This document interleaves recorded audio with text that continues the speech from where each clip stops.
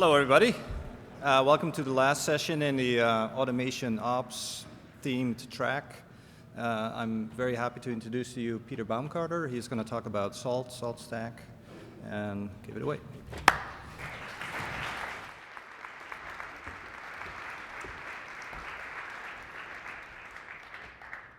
All right, thank you. Thanks everybody for coming. So yeah, this is getting started with Salt. Like he said, I'm Peter Baumgartner, founder of a company called Lincoln Loop. We do lots of web application development in Python, so we end up setting up a lot of servers. To do that, we use Salt. Just to get an idea of who's here, how many people in the audience have used Chef or Puppet in the past for configuration management? Wow, okay. Fabric? Have you used Fabric? Okay. And has anybody here used Salt? Okay. This is a pretty introductory talk, so if you've used Salt quite a bit, you may find it boring or repetitive, but yeah. Any Salt devs in the audience? Okay, good. Nobody to tell me I'm wrong. Oh wait, did I see a hand? Oh no, okay. Well, if I screw something up, let me know. Okay, so let's get started. What is SaltStack?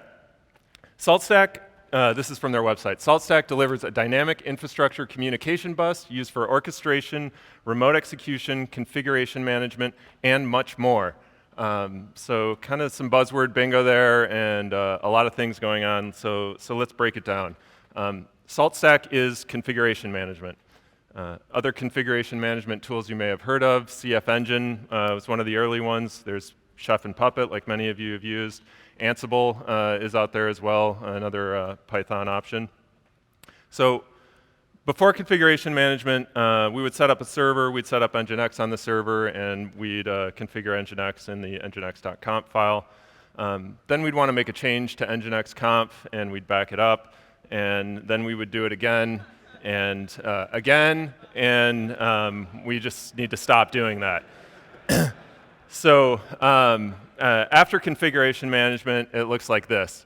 Configuration management lets you have a single set of files that tell you exactly what your server is doing, how it is configured. When people make changes, you get a nice log, so you can put it in version control. All these nice things. You basically version controlled your servers. It's self-documenting. When somebody wants to know what the server's doing, they can review your configuration management system and see that. It's as easy to set up one server as it is 100 servers, so repeatable and reusable. So next up, SaltStack is remote execution. Remote execution is kind of the territory of Fabric, Capistrano, Funk, basically the ability to run one or more commands against one or more remote systems. This is sort of out of the scope of what Chef and Puppet are designed to do. Some examples of when you want to use remote execution: deploying your code, running all the things necessary to do a deploy, running one-off scripts, doing critical package updates. So the OpenSSL Heartbleed issue is a great example of when you might want to run a specific command one time against many systems. And you can use it for system monitoring as well. So check the load on this server every 5 minutes or this set of servers and report back. So that's what SaltStack is, or a subset at least, what we'll cover today. Why would you want to choose SaltStack? Big thing for me, I'm a Python developer. I typically build websites in Django. So SaltStack's written in Python. It's configured with YAML, which is a dead simple kind of configuration language, and it uses Jinja 2 as a templating engine. So coming from the Django world, Jinja 2 templates were very familiar to me. It's all familiar tools, easy for me to hack on. In contrast, tools like Chef and Puppet use their own custom DSLs. They're sort of based off of Ruby. That wasn't very comfortable for me, so those are things I liked about Salt. Another thing I like, it's got really good documentation. If you went to print it out on their website, it'd be over 800 pages. They are insanely responsive. Their IRC room is always full of people. If you file an issue on GitHub, don't be surprised if you get a response the same day.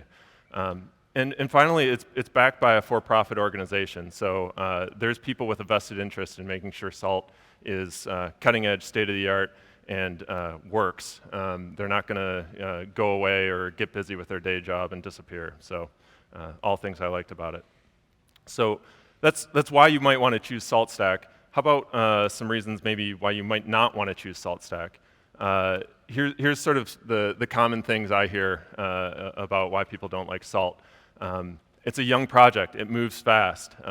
They're constantly building new features. That might be scary. As long as they kind of maintain stability, that's a plus in my book. They're making it better without breaking old stuff. And in my general experience over the last probably couple years now, that's the case. And it doesn't use SSH as its transport and communication mechanism between servers. So SSH is tried and true. People trust it. That's great. A lot of the things Salt needs to do, it does over a kind of an always-on communication bus between servers. SSH really doesn't work as well for that and doesn't scale to the level they want to scale. They're talking thousands of servers managed by one master. It has some SSH support. It's in alpha status right now, but yeah, you don't want to use it in production. So let's dive in and actually start learning about Salt. So the first thing we need to do is take a vocabulary lesson. The state of kind of DevOps in general is terrible with vocabulary. There is no kind of widely accepted terminology for this stuff. So Chef has knife and recipes and cookbooks, and Puppet has terminus and metaparameters. Ansible has playbooks and inventories. Salt might be the worst offender here. There's lots of terminology you need to learn. So to get started, there's the master. This is the server that kind of manages everything. Authenticating other servers, states, pillars. We'll get into that in a second. There's a minion. A minion connects to the master. Typically, you have one master server and many minions. You can have 0 master servers, and minions can manage themselves. And there's lots of other configurations. But in general, a minion is a server controlled by the master. There's a state and a set of states. So the state is a declarative representation of system state, basically how you want your minion to be configured. So when you stack up all these states, that's the configuration of your system. There is a grain. A grain is a static piece of information about your minion, basically your server you're configuring. This is things that don't change regularly, things like how much RAM is in the box, how many CPUs it has, what OS it's running. There's pillars. Pillars are basically, you can think of them as variables. So these are things that you might want to change between different deployments. Maybe you have a development server that runs one branch of your code and a production server that runs another. You use pillars to manage this. Ports, file paths, things like that change between your systems. So kind of putting that all together, we've got our big master server here. It's got a set of pillars on it and a set of states. That master connects to one or many minions, and each minion brings its own set of grains with it. Okay, next up is the top file. The top file matches states and pillars to minions. So in your master, you probably have configuration for lots of different systems, maybe a database server, maybe an application server. The top file is what says these specific states go to these specific servers. It basically pulls out a subset and matches those. And finally, there's Highstate. Highstate is that subset of states that belong to a specific minion. So adding to our diagram, we now have pillars and states. Those kind of filter through a top file. The minion hands its grains to the master that are cached there. Some magic happens, it all smashes together, and your configuration lives on your minion. It's really not too magical, it's just Python, but this is getting started with Salt, so it's magic for now. Okay, so let's really get started. Installation, really easy. There's binaries available for most distributions.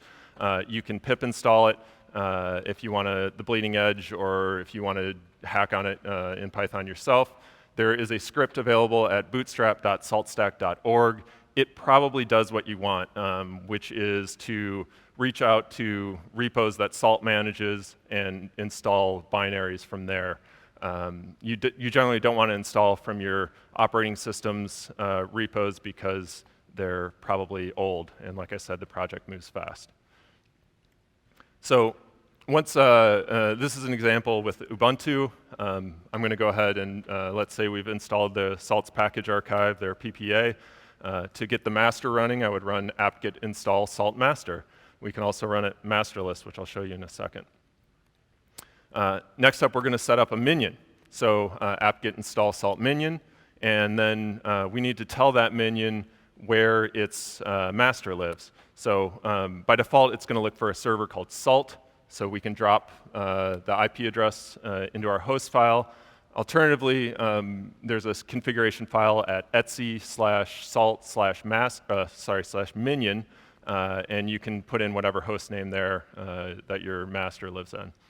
So when you do that, the minion's going to reach out to the master and say, hey, here's my authentication key. Let me access, all my states. The master's going to say, I don't recognize you. I've never seen this server before, and put it into a set of pending servers that have now authenticated with the master. We can go to the master now. Salt-key-a is accept, and accept this minion connecting. You can also list all the keys waiting, and you can verify them with their fingerprints to make sure that it actually is the server you think it is. But we'll just kind of short circuit that for now and go ahead and accept it. So let's write our first state. This is probably the simplest state we can run. It lives in /srv/salt. That's kind of Salt's default directory for all its states. And it's called mystate.sls. .sls is the file extension that Salt uses. Package.installed is a state we're going to call. And we're going to call it for Nginx here. So what this is going to do is install Nginx on our system. So that's a state file. Next, we need to create the top file. The top file is that thing that matches states to minions. So that also lives in /serve/salt. It's called top.sls. It's always called top.sls. This is the environment base here. We're not going to deal with environments today, so we're always going to use base. My server is the name of the server we're expecting to connect, and my state is the file name of the state we created here, mystate.sls. So this says, whenever my server checks in, send it my state. And now we're going to Highstate. So a few different ways to do this, because Salt has a kind of an always-on communication bus. We can push it down from the master. That looks like Salt, the name of the server you want to push to, and state.Highstate. That's the module we want to run. We can pull it from the minion, so that's salt-call state.Highstate. And then you can actually run masterless. So if we didn't have a master server and that those files we created were living on the minion, we could just run with this -- local flag, and that is going to pull it right off the local file system. Next up, you're going to get a wall of text. That's going to do all sorts of stuff, like install Nginx on your system. It's going to install all these packages that Nginx depends on to run, and it's going to tell you at the very end, way down at the bottom here, you get this green line, one succeeded. So we ran one state, it succeeded, success. We've done it. So just to review, again, created a state file, we created a top file, and we told the minion to check in and get its high state, and we kind of ran through the bottom section of that picture there. So that's a really basic state example. Let's do something a little more advanced. Here I'm going to create a user on the system. You can kind of think of states like Python functions. They can take keyword arguments. So user.present is the state we're going to call. The name of the state is Pete. So that's going to create a user called Pete on my system. I'm going to give it a shell and a home directory and all that good stuff. I can stack states up. So here I've got my user.present state at the top. And below, I'm going to set an SSH key for myself on it. So sshauth.present is my second state, and I'm going to run it for the user Pete. And I've got a source and a require here. So those kind of probably require a little explanation. So in that s/srv/salt directory, you can basically serve files out of that and push those down to your minions. So in this example, I would have a file called pete.pub that would have my public key in it, and I would put it in /serve/salt, and that could push it right down for that user as a accepted key. And then I have this require statement here that says that the SSH auth requires that the user state named Pete, which I've defined right above, it needs to run for this to run.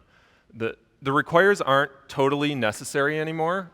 Salt runs states top to bottom, so I can be pretty guaranteed that the user.present is going to run before the SSH auth.present, but this makes that relationship explicit. And when you're debugging or you have errors, that's really nice. So rather than having all your errors kind of pile up and having to sift through to figure out what caused what problem, if my first state fails, my second one is going to say a state I depend on, a prerequisite failed, and I didn't run. So it makes it really easy to find the root cause of problems. So even though require isn't totally necessary, I'd recommend it just to keep things explicit. We like that in Python, right? Here's another example of a state. Git.latest is the state I'm calling. I'm checking out a Git repo from GitHub. I can give it a revision and a directory I want it to land on my file system and tell it that the package Git needs to be installed in order to run this. I can also run arbitrary commands. So command.run is another state I can call. And in this example, let's say I've got a Django site and I want to sync the database. So I pass in the name, I tell it where to run, and I need to make sure my software is on the server as well. So tons of ways you can kind of mix these up and set up your servers. There's over 50 built-in states. They do pretty much everything you need to do. It's very rare that you need to build your own state or module to set up a server. So for Python people, pip and virtualenv are there. You can manage databases, database users. You can bring services up and down. You can put files on your server. You can add cron jobs, or you can write your own. It's just Python. So next up is pillars. So if you remember, pillars are basically variables in this whole system. They're variables that apply to one or more minions. So let's create our first pillar. Our pillars live in /srv/pillar. That's the default location, just like /srv/salt is the default location for states. You can change those, but if you put them there, everything just works. So we're going to create a pillar called mySite, and it's got this value in it, a key value branch develop. So just like on our states, we're going to create a top file, serve pillar top.sls. The base environment, and then we put the server that it applies to and the name of the pillar. So again, we called it mySite. Doesn't need to be the same name as our state. It's just an example. So mysite.sls will match that. You can get fancy with top files too. So this is some kind of common stuff you'll see. Star will match anything. So if you have a default, maybe you want to put all your users of your company that they can log into the servers. So you could put that into there, and it will match all the servers. You can use globbing. So basically star.something and match maybe all your app servers or something like that. You can match on grains, so I can say this applies to all my Ubuntu servers if maybe you've got some Ubuntu and Windows stuff in your infrastructure. You can use regex, regular expressions like and, or, compound statements, so you can get really fancy with this. This applies to pillar top files. It also applies to state top files. It also applies to the way we ran it from the command line. So we just showed an example when we did Highstate of a single server, but you can match multiple servers with one command. So let's go back and take, here's our pillar we created, my site, branch, develop, and we're going to apply that to a state. So here's an example. We've got our application, and we want to apply our develop branch to one server and our production branch to another server. We can use a pillar to modify our state so we can reuse the same state, and when all those things merge, the right thing happens on the right server or minion. It's Jinja, so you can use some Python constructs inside here. So in this example, I'm going to check the MySite dictionary, which is what it ends up being, and if branch exists in there, I'll use that value, or if not, I'm going to use the value master as default. So you can do all sorts of crazy stuff with Jinja inside these if you want to. You can use grains in pillars. You can use them in states. You can use them in files. This is what using a grain looks like. So in this example, I'm going to set a pillar in. I'm going to set the pillar name Redis max memory, and there's a grain called memtotal. That's all the memory in my system in megabytes. And I'm going to say use half of that memory for this pillar Redis max memory. So if I had 512 megabytes in the system, this is going to output 256 MB.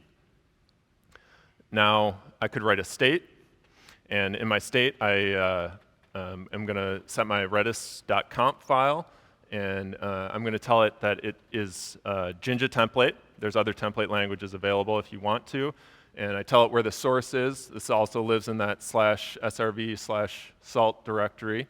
Redis.conf.jinja is the name of the file. And I pass it a set of defaults. Those are basically variables that are going to get used when this file gets rendered out to the server. So that template's going to look like this. It's not going to work as we've written it, but when it gets dumped onto the minion that it's going to run, that max memory variable is going to be replaced with the value we defined in our pillar here. So you can get really dynamic with it. You can apply this stuff really anywhere in the system, inside pillars, inside states, inside files. Yeah, so that is kind of the basics of Salt and setting up a server. It's like the tiniest little subset of what Salt can do, but that's getting started with Salt. Other things that are interesting in Salt, there's Salt Cloud. Salt Cloud lets you bring up and down cloud servers in AWS or Rackspace or Linode or DigitalOcean. They've got all the providers, all the popular providers are in there.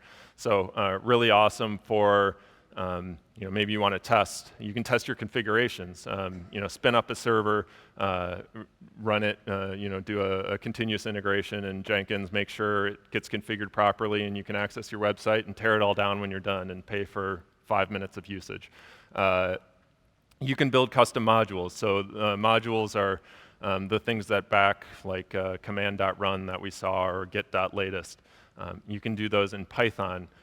So I've written some custom modules that will probe for status on certain systems. So check my Nginx status, how many active connections does it have, probe memcache status, and push that somewhere. The scheduler is pretty great.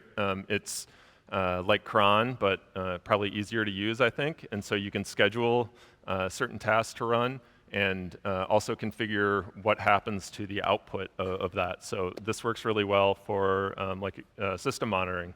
I can say, check the load on this system and send that info to Graphite when I'm done. There's custom renderers. So what I showed you today is YAML and Jinja, but you can use other things. You can actually configure it in pure Python, just writing functional Python. It has its own Python DSL if you thought the DSLs in Chef and Ruby or Chef and Puppet were a good idea, and Mako. It has custom returners. So when we ran the states the first time, it returned to the console and just spewed all that text out. We instead could configure it to return to an email address. So whenever anybody runs Highstate, I want to get an email to an ops address to know. You can return to Graphite. You can return to Sentry. You can return to syslog. So lots of different ways you can kind of handle the output of your Salt commands. And then finally, the Reactor. This is something that I think is kind of unique to Salt. It's got this always-on communication bus between all your servers. And anytime Salt is doing something in your system, it's firing events over that communication bus. You can basically plug into it and listen to those events and react to them and do other things. So you could say, every time I run a Highstate, I want to notify New Relic that a new deploy happened and mark that in my history so I can see that in my graphs. You can do that in YAML directly, or you can actually write Python scripts, custom Python scripts that will listen and do stuff based on what's happening over that bus. A few tips and tricks. One, the default output, as you saw, is really verbose. I like to go into the minion configuration file and change the output mode to mixed. That will show all your success statements as just one single line, and anything that fails, you get the full output on. So it's easier to find problems. 2, Jinja 2 is a seriously powerful template language. Don't go crazy with it. Like I said, one of the benefits of configuration management is that you can look at the configuration files and understand what's happening and understand what your servers are doing.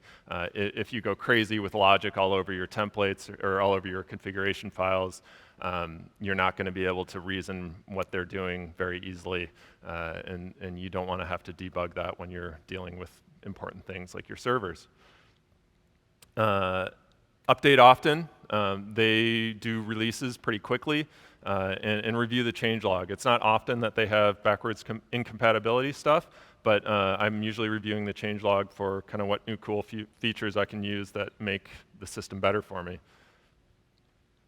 And then finally, as far as testing before you deploy, Vagrant and Docker are great tools here. You can actually run your full set of Salt states in a Vagrant machine on your desktop or your laptop. You can run them in Docker, so kind of make sure, do sanity checks before you push those out to production. There's actually a project called Salty Vagrant, which will help with that as well. So that's all I have. Thank you very much for coming, and I'm here for questions, and I've got a booth. A company, Lincoln Loop, has a booth 6:15 down in the expo hall, so if you don't catch me here, feel free to stop by there, and I love to talk about this stuff, so thank you.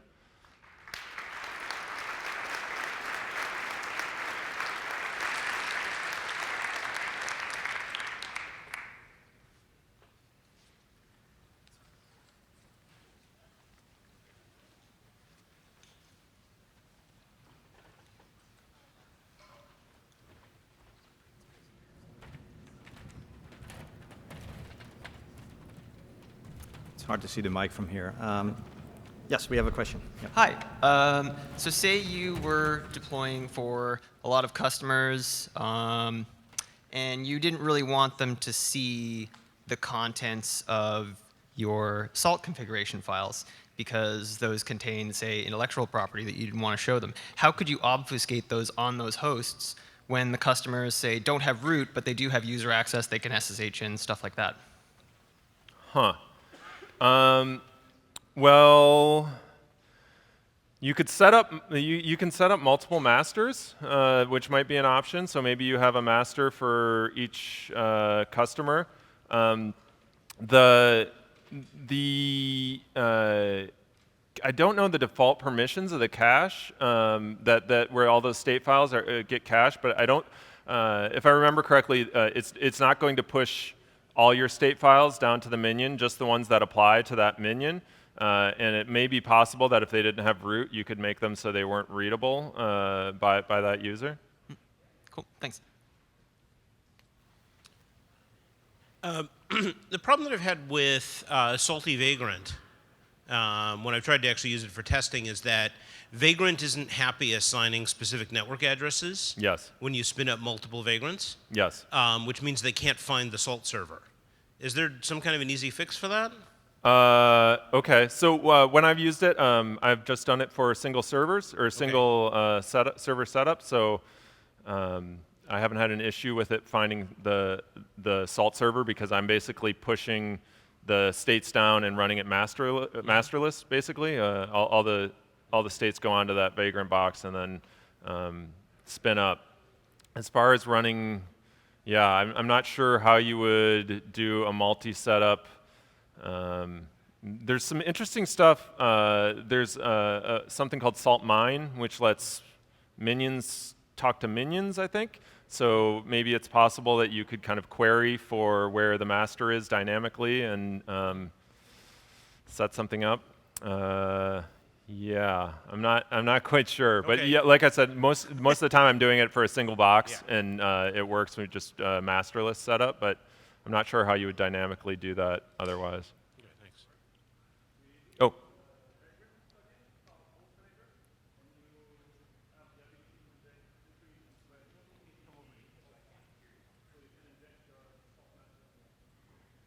Okay, so yeah, what's the name of that project?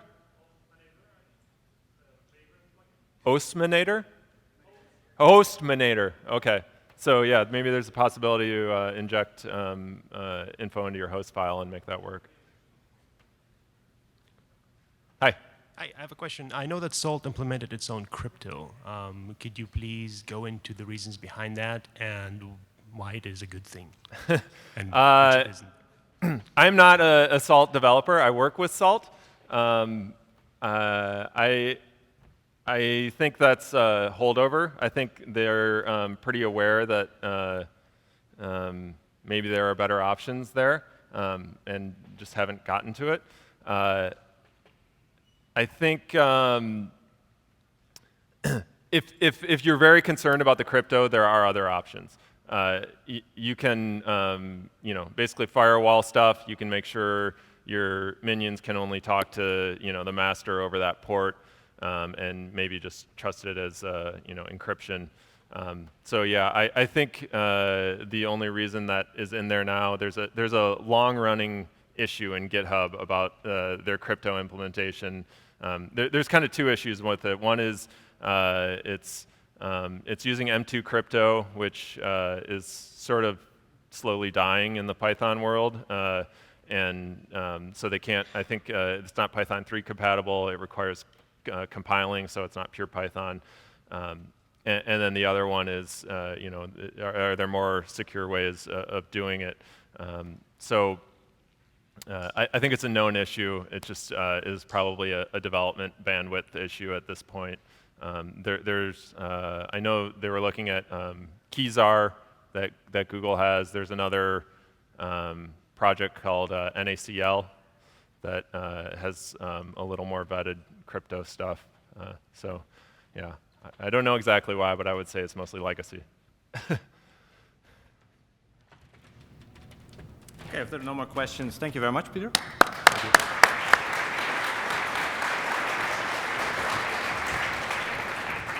So PyCon is a conference that relies on volunteers and sponsors for keeping the entrance fee low. And so we really want to thank this particular sponsor. Go meet them in the booth and say how much you love them.